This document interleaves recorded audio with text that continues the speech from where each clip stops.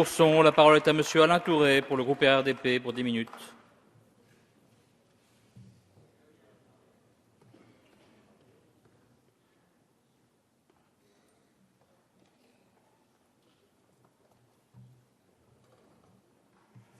Monsieur le Président, Madame la Ministre, la prostitution, ou encore mieux le système prostitutionnel, recèle depuis toujours les fantasmes les plus divers. Éphèse, ce lieu magnifique qui était l'une des 7 merveilles du monde, avait une magnifique bibliothèque, la bibliothèque de Celsus, et vous savez qu'elle donnait sur une maison close. Pompéi, chacun est allé à Pompéi, le long de la voie de l'abondance, beau mot, le voie de l'abondance, se succédaient auberges, cabarets et lupanares, autrement dit des maisons de prostitution que l'éruption du Vésuve nous a laissées intactes. En dehors de ces lieux d'histoire, comment ne pas évoquer tel ou tel personnage? Marie-Madeleine, la femme la plus présente de la Bible et de l'Évangile. C'est une prostituée qui arrose les pieds du Christ. Bientôt, elle va apparaître, notamment au Moyen-Âge, comme prise par les 7 démons, c'est dire jusqu'où l'Église est allée. Elle doit consumer sa féminité pour se faire pardonner.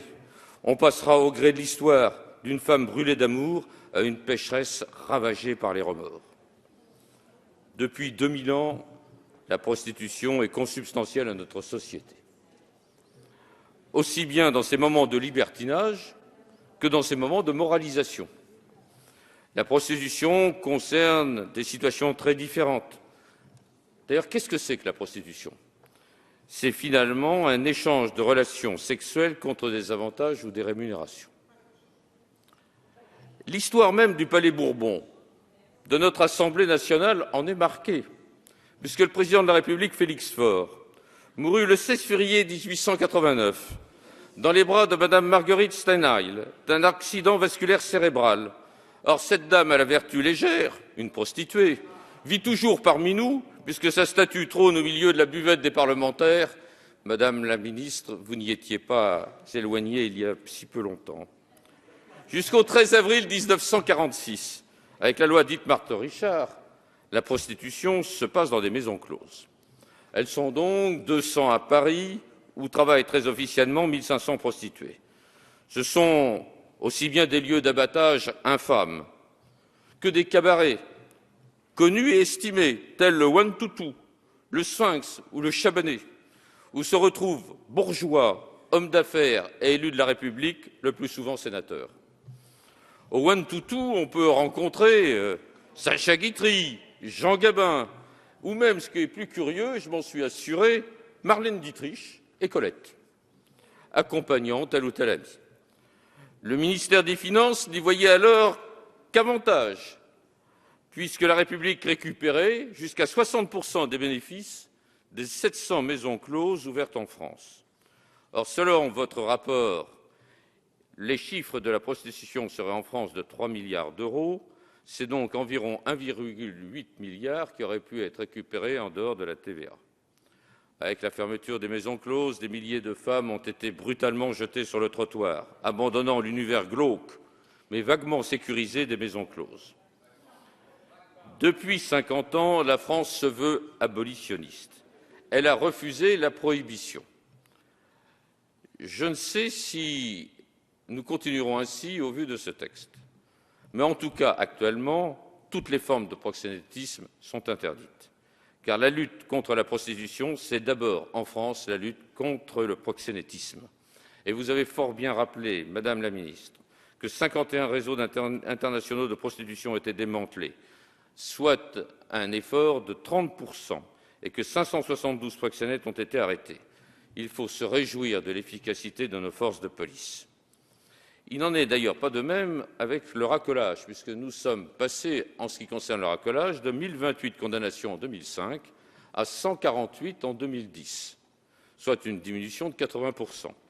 En réalité, le parquet ne poursuit plus les prostituées pour racolage et se contente le plus souvent d'un simple rappel à la loi, aussi efficace que la pénitence infligée jadis au confessionnal. La proposition de loi en tire d'ailleurs les conséquences, puisqu'elle propose d'abroger le délit de racolage public, et c'est une excellente chose. En réalité, la difficulté que nous allons avoir, c'est le problème de la condamnation des clients à une amende de 1 500 €, condamnation non seulement de ceux qui ont accompli, mais de ceux qui sollicitent. Cette proposition ne laisse personne indifférent.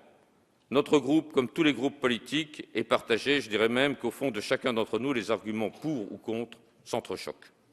Il faut donc revenir à l'essentiel. Premier élément qui me gêne beaucoup au terme de notre rapport, c'est que nous ne savons pas exactement sur quels chiffres nous travaillons. On nous parle de 20 000 à 40 000 prostituées en France, soit 10 fois moins qu'en Allemagne et 10 fois moins qu'en Espagne. On nous dit que 80% de ces prostituées sont d'origine étrangère. Mais lorsqu'on va un peu plus loin, on essaye de voir pour la prostitution des mineurs. Il nous est dit que cela ne représente que 0,44% à un moment donné du rapport. Cela me semble invraisemblable. Cela ne voudrait dire qu'il n'y a qu'une centaine de personnes mineures qui se prostituent. Or, les chiffres de l'Association contre la prostitution des enfants retiennent un chiffre de 6 à 8 000, soit environ 30%. De même pour la prostitution étudiante, avec ce film Jeune et joli qui s'en est si bien fait l'écho. Selon le rapport de la Commission, on pourrait retenir un chiffre de 4% des étudiantes, sur le rapporteur, qui se prostitueraient. C'est oublier que le nombre des étudiantes est d'1 million. Cela voudrait donc dire qu'il y a 40 000 étudiantes en France qui se prostituent. Ce chiffre, à l'évidence, ne correspond à rien. Quant à la prostitution par Internet, nous n'avons aucun chiffre ou à peu près. Alors, voilà la première difficulté. Nous ne discutons pas sur des choses suffisamment certaines. En tout cas, une chose semble acquise. Il y a 10 à 20 fois moins de prostituées en France que dans deux pays semblables, l'Allemagne et l'Espagne, où certes il y a des maisons closes, et ce qui nous amène à dire qu'il serait très malheureux de les reconstituer. Deuxième chose, faut-il légiférer sur l'activité sexuelle des individus? J'ai quand même le droit de la poser, cette question, et j'écoute Madame Elisabeth Badinter, pour laquelle j'ai une grande admiration, qui nous dit que punir les clients serait une déclaration de haine à la sexualité masculine. Et Elisabeth Badinter de s'interroger, cette proposition de loi va-t-elle mettre fin à la prostitution? Bien sûr que non. Je ne connais aucune prohibition qui fonctionne. Elle démultiplie les pouvoirs des mafieux. Les prostituées disent qu'elles ont besoin de parler avec le client. Je suis inquiète pour celles qui vont passer par Internet.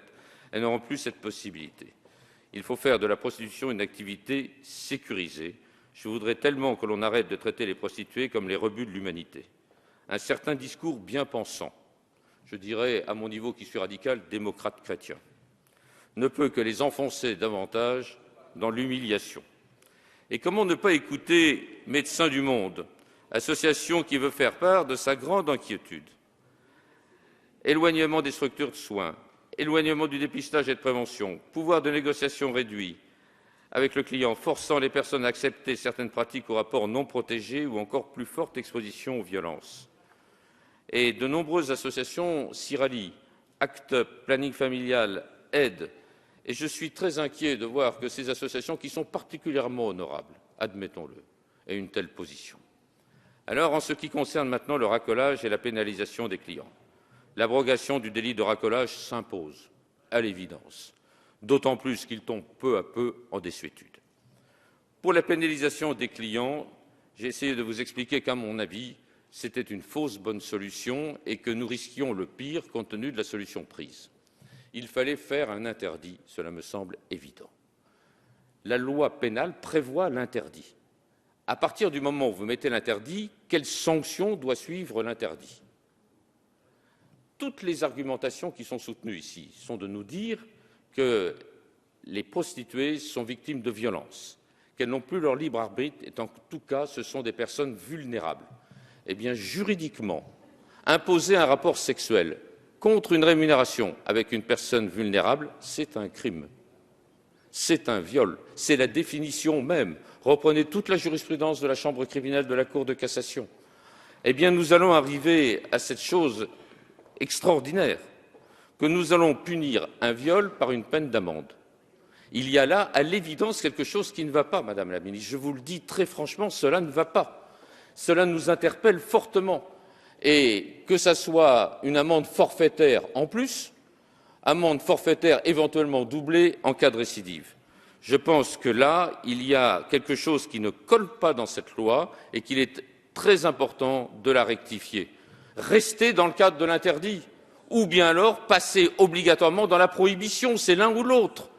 Vous êtes dans un cadre d'abolition, vous ne voulez pas passer à la prohibition, mais si vous voulez passer dans la prohibition, soyez cohérent avec vous-même. Il y a là une incompréhension qui se fait, à mon avis. Alors, cette loi, dans notre groupe, chacun aura bien évidemment sa liberté. Elle fait, à mon avis, une erreur, c'est-à-dire une assimilation entre la prostitution et la traite. Il faut lutter avec la dernière intransigeance contre le proxénétisme, s'attaquer aux réseaux internationaux, mais aussi favoriser l'accès à la prévention et aux soins des prostituées, garantir leurs droits avec une vision pragmatique et humaniste de la prostitution, en écoutant les prostituées qui sont aujourd'hui les grandes absentes de ces débats. L'enfer, comme toujours, est pavé de bonnes intentions. Merci, Monsieur